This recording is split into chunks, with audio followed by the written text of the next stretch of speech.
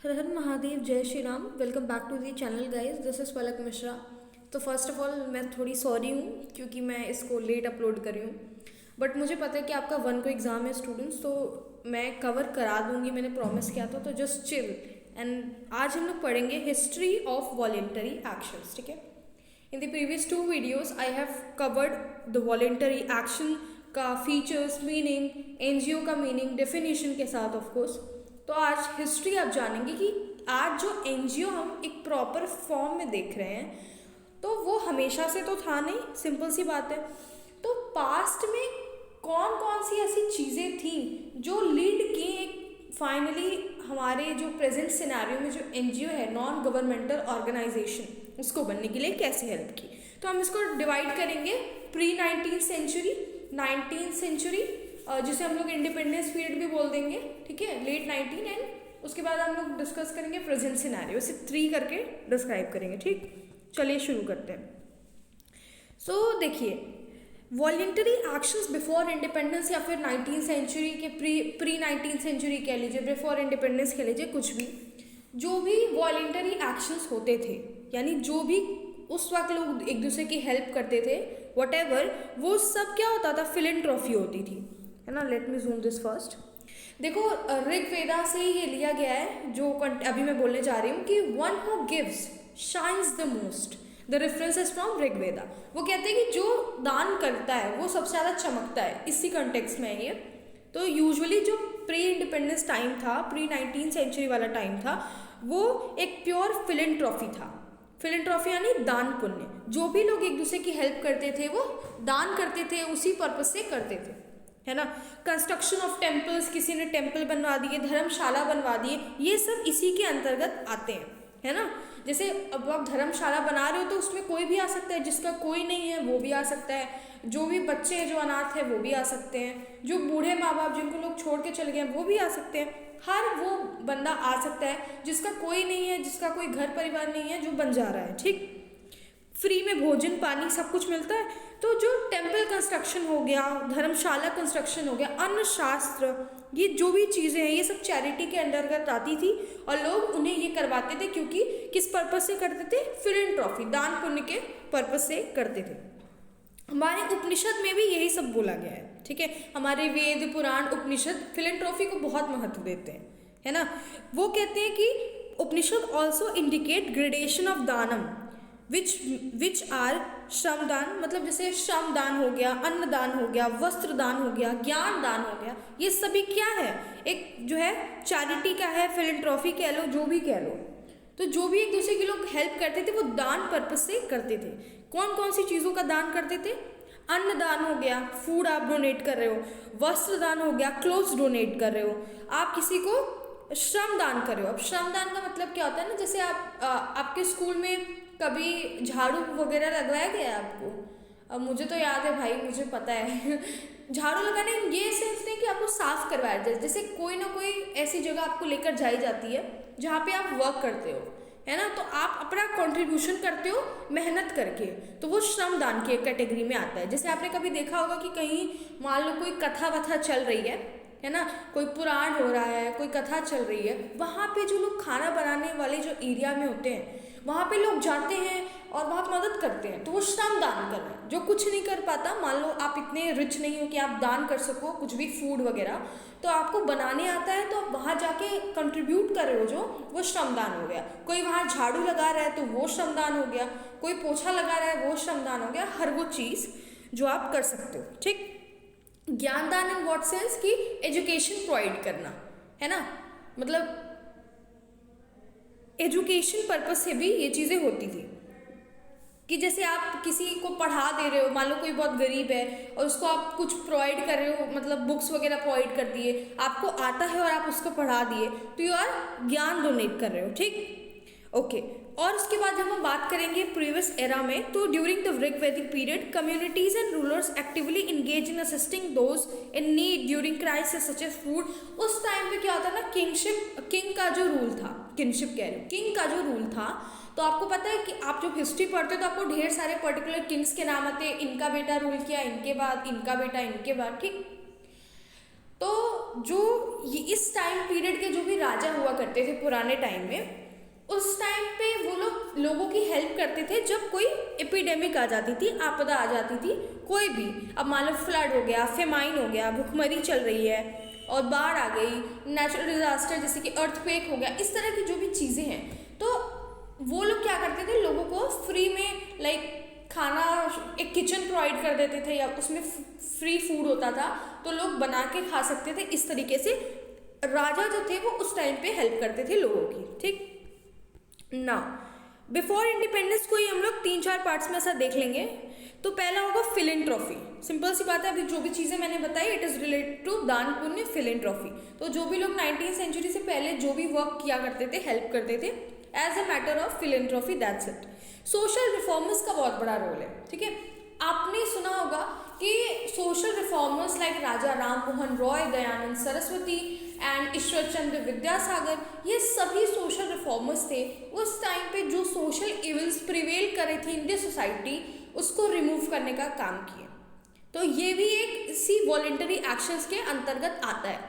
Voluntary actions कैसे हो गया, सिंपल सी बात है, आपने देखा कि लोग औरतों को उनके पति के मरने के बाद आग में ढकेल दे रहे हैं, जलती हुई चिता पे लेटा दे रहे हैं उस जिंदा औरत को।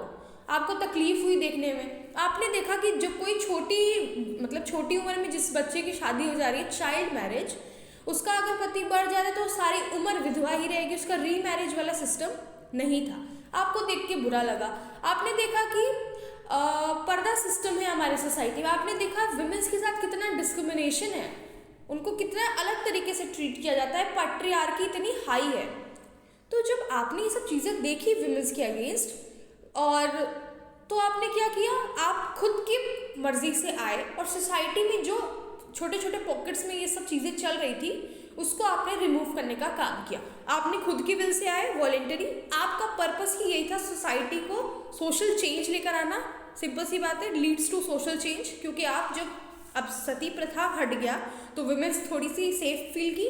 फिर विडो रीमैरिज हो गया तो वो औरत जो लाइक उसको कहीं भी ना, अगर मान लो कोई विडो है, ठीक है, आप कभी जाके अगर ये चीज़ नोटिस कर सकते हो तो नोटिस करना, गांव में अभी भी ये चीज़ होती है कि अगर कोई शुभ काम हो गया ना तो उसके हाथ से टच भी नहीं होना चाहिए। उसकी काया, पहले के ज़माने में तो इतनी स्ट्रांग थी ये चीज़ें कि अगर कोई विडो है और किसी लड़की की शादी पड़ रही है तो उससे दूर रहो, इसकी तो छाया भी नहीं पड़नी चाहिए वरना इसकी भी लाइफ खराब हो जाएगी। तो इस तरीके की जो भी थिंकिंग थी विमेंस के अगेंस्ट, ईश्वर चंद्र विद्यासागर ने क्या किया, विडो रीमैरिज के लिए काम किया। ठीक है, तो ये सब क्या करके सोसाइटी के सोशल इविल्स को रिमूव करने के लिए जो सोशल रिफॉर्मर्स आए वो भी इसी कैटेगरी में आते हैं। ठीक है, एंड जो किंग ड्यूरिंग द एपिडेमिक, जो भी आपदा आती थी प्राकृतिक, उसके जो हेल्प करते थे जो किंग, वो भी इसी कैटेगरी में आता है। ठीक है, अब देखो पोस्ट इंडिपेंडेंस। ठीक है, पोस्ट इंडिपेंडेंस में बहुत सारे लोग आते हैं। प्री हो गया तो पोस्ट में देखो, पोस्ट इंडिपेंडेंस के टाइम पे जो भी सर्वा हुआ करता था वो नेशन बिल्डिंग का काम हुआ करता था। ठीक है, गांधी जी 1915 में इंडिया आए थे, सबको मालूम है। उसके बाद उन्होंने बहुत सारे सत्याग्रह किए, चंपारण 1917 में, खेदा 1918 में। तो इस तरीके का जो भी वर्क था वो उस टाइम चल रहा था। लेकिन वॉलेंटरी एक्शन में क्या हुआ, जो गांधी जी ने थे उन्होंने एक नया दिशा दिया। गांधी जी ने क्या बोला कि हम नेशन रिकंस्ट्रक्शन करेंगे। क्योंकि देखो जब भी वॉर होती है तो बहुत लोग मरे होते हैं, डिस्ट्रक्शन होता है, मास लेवल डिस्ट्रक्शन है ना, मास मोबिलाइजेशन होती है, मास लेवल डिस्ट्रक्शन होता है। तो इतनी जो सब उथल पुथल मची थी उसको हमें नेशन को रीबिल्ड करना है, दोबारा से इसको अच्छे से बनाना है, प्रिपेयर करना है। तो गांधी जी बोलते हैं कि हम पूरा फोकस करेंगे, सर्वे सर्वा क्या है हमारा, नेशन बिल्डिंग है।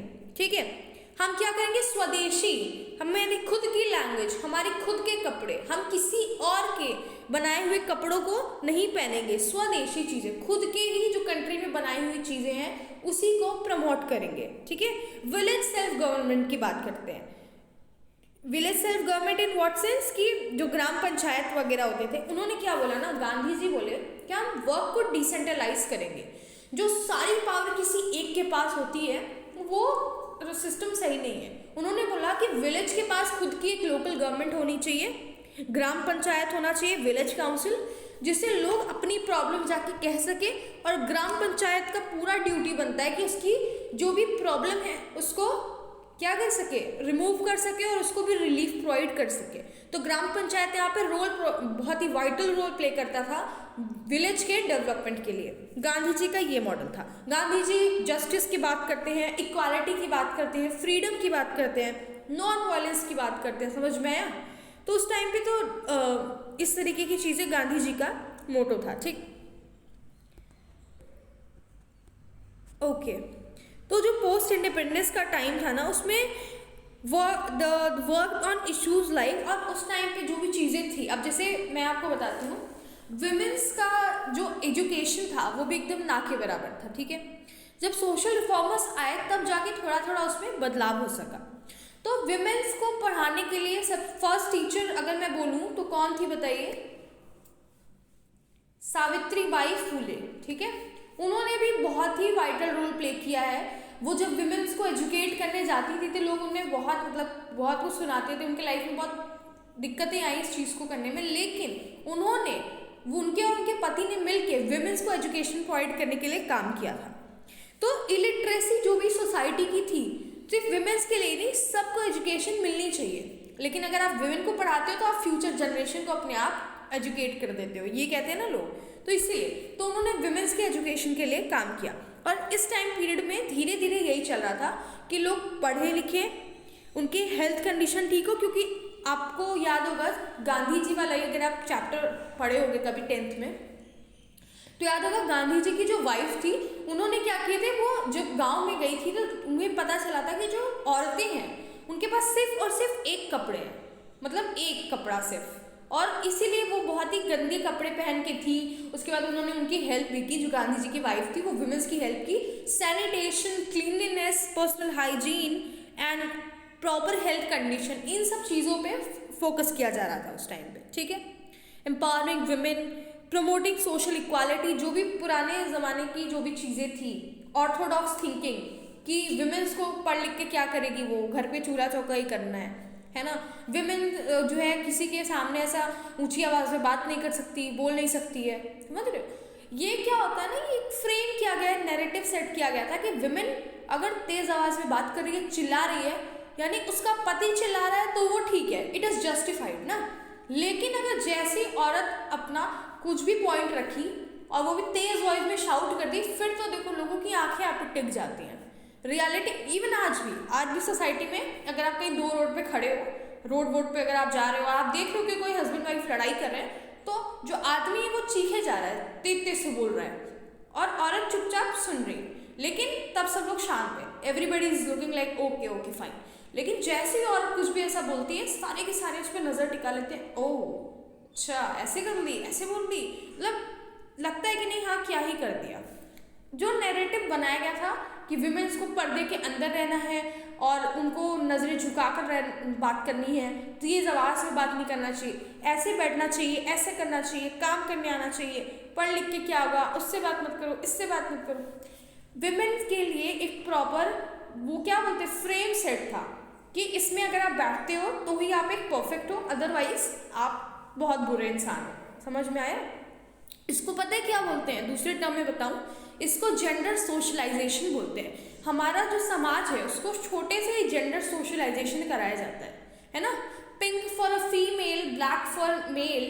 ठीक है, जो छोटा बच्चा होता है इसको अगर पिंक कलर की शर्ट पहना दो, उसके कह मम्मी पिंक कलर थोड़ी पहनूंगा, रेड कलर थोड़ी पहनूंगा, तो क्या पहनूंगा, ब्लू कलर पहनेंगे, ब्लैक कलर पहनेंगे, क्योंकि ये बॉयज़ के लिए कलर सेट है। और लड़कियां क्या पहनेंगी, पिंक कलर, है ना। लड़का रो रहा है तो अरे तुम रो क्यों रहे हो, तुम तो लड़के हो। और अगर लड़कियां रो रही है तो उसको अरे चुप हो जाओ, मतलब लड़की को रो रही है तो उसको लोग चुप कराते हैं, कोई बात नहीं बेटा चुप हो जाओ। लेकिन अगर लड़का रो रहा है तो उसे चुप नहीं कराया जाता, उसको कहा जाता है तुम रो नहीं सकते because you are a boy.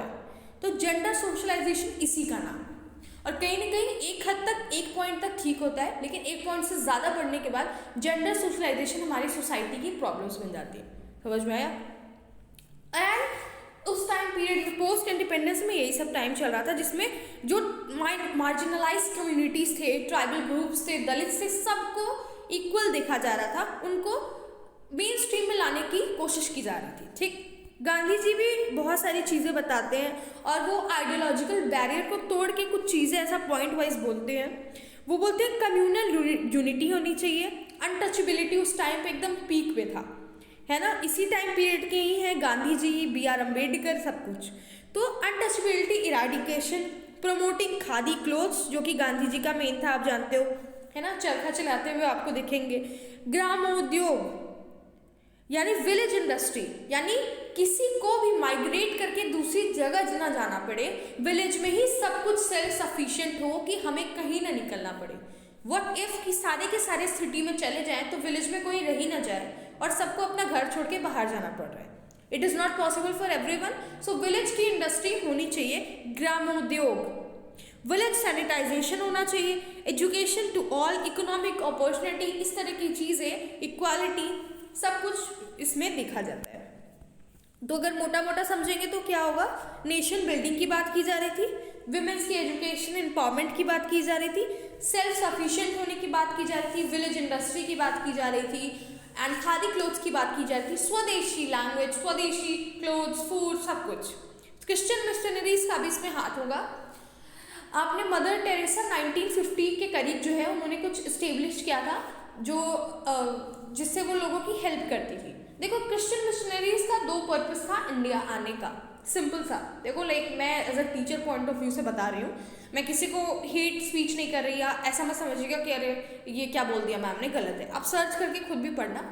Christian missionaries अपने इंडिया में इसलिए आए थे ताकि वो 2 काम कर सके, वो अपने रिलीजन को प्रमोट कर सके एक अच्छे काम करने के साथ साथ। जब आप ये बताओगे कि मैंने ये स्कूल्स ओपन कर दिया, मैंने हॉस्पिटल खुलवा दिए, मैंने ये कर दिया, मैंने वो कर दिया, एक आपका एक अच्छा फिगर बना, और प्लस आप साथ साथ क्रिश्चियनिटी को प्रमोट कर रहे हो। उनका यही 2 पर्पस था कि हम इस तरीके के चैरिटेबल ट्रस्ट खोलेंगे, है ना, और लोगों की हेल्प करेंगे, सबको जो है वेलफेयर करेंगे, सबके साथ अच्छा करेंगे, हेल्प करेंगे लोगों की जो नीडी पीपल है उनकी, और साथ ही साथ क्या करेंगे, क्रिश्चियनिटी को प्रमोट करेंगे। यही यहाँ पे काम था। तो मदर टेरेसा का भी इसमें रोल आएगा 1950s के करीब। आई एम नॉट, याद नहीं आ रहा है मुझे यार कि क्या था, उन्होंने स्टेब्लिश किया था, कुछ कोई फाउंडेशन टाइप था, 1950s अप्रॉक्स था, यस। तो इसमें यहाँ पे मदर टेरेसा भी आएंगी। सोशल रिफॉर्मर्स, मदर टेरेसा, इन सबको आप अपने अकॉर्डिंग, जब भी आप प्री इंडिपेंडेंस, पोस्ट इंडिपेंडेंस लिखना तो लिख देना उसको अच्छे से, ठीक। ओके, अब करंट सिनेरियो की अगर हम बात करें तो करंट सिनेरियो क्या है। आज आपके पास NGO है, नॉन गवर्नमेंटल ऑर्गेनाइजेशन, है ना, जो कि प्रॉपरली रजिस्टर्ड है, दर्पण पोर्टल पे रजिस्टर्ड है, किसी एक्ट के थ्रू रजिस्टर्ड है, कोई ट्रस्ट के थ्रू, कोई सोसाइटी के थ्रू, कोई कंपनी एक्ट के थ्रू एक NGO अपने आप को रजिस्टर करता है, ठीक है। आज के ज़माने में जो NGO है वो किसी लिमिटेड टॉपिक पे बात नहीं करता, वो एकदम फ्री है, डाइवर्स कॉन्सेप्ट को लेकर चलता है। क्या क्या, विमेंस एम्पावरमेंट, डोमेस्टिक वायलेंस को ख़त्म करने के लिए गांव में जाके सैनिटाइजेशन हो, अच्छे से प्रॉपर एजुकेशन प्रोवाइड करना, चाइल्ड लेबर को ख़त्म करना, पॉवर्टी एलिवेट करना, ह्यूमन राइट्स की बात करें, इन्वायरमेंटल राइट्स की बात करें, सेव इन्वायरमेंट वाला जो काम होता है वो काम करें, है ना, और मेनी मोर, है ना। आज के ज़माने का जो भी NGO है, आज जो NGO स्टेब्लिश हुआ है, एक प्रॉपर ऑर्गेनाइजेशन बन गया है लोगों का, जिसमें लोग अपनी अपनी तरीके से कोई चैरिटी नहीं कर रहे, सब साथ मिलके साथ में जमा करके डिफरेंट पर्पसेस पे काम कर रहा है। एनवायरमेंट हो गया, है ना, जीरो हंगर वाला जो हमारा वे है, क्या बोलते हैं, SDG गोल्स हो गया। मेन टू मेन आप समझ लो कि NGO प्रमोट करता है SDG गोल्स की तरफ कि हम उसको फॉलो करें, और अब इंडिया SDG में अच्छा काम कर रहा है, ये कह सकते हैं, ठीक है। द डेवलपमेंट ऑफ NGO, एक सेकेंड, करंट, हाँ जी, करंट सिनेरियो में आपको जो भी चीज़ें स्कैटर्ड दिखाई देती हैं उस टाइम पीरियड पे, करंट में आके एक प्रॉपर ऑर्गेनाइजेशन का फॉर्मेशन होता है।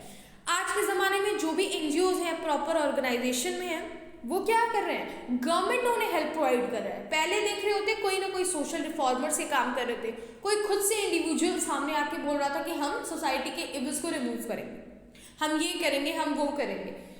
लेकिन NGO को अब गवर्नमेंट की तरफ से प्रॉफिट हो रहा है। गवर्नमेंट ने कह दिया है कि NGO को कोई भी टैक्स पेमेंट करने की ज़रूरत नहीं है, तो NGO टैक्स से बचा।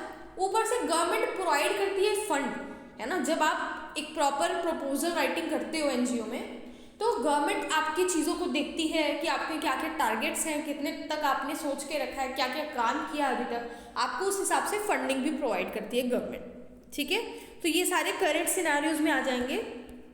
सो आई होप आपको समझ में आ गया होगा। सो आपकी जो भी वीडियोस अभी नेक्स्ट आएंगी वो प्रपोजल राइटिंग पे आई गेस आएंगी। So I was preparing for that, of course PPT बना रही हूँ मैं। सो आई होप आपको समझ में आ गया। अगर आपका कोई भी क्वेश्चन है please ask me in the comment session, and thank you so much guys. Take care, all the best for your examination.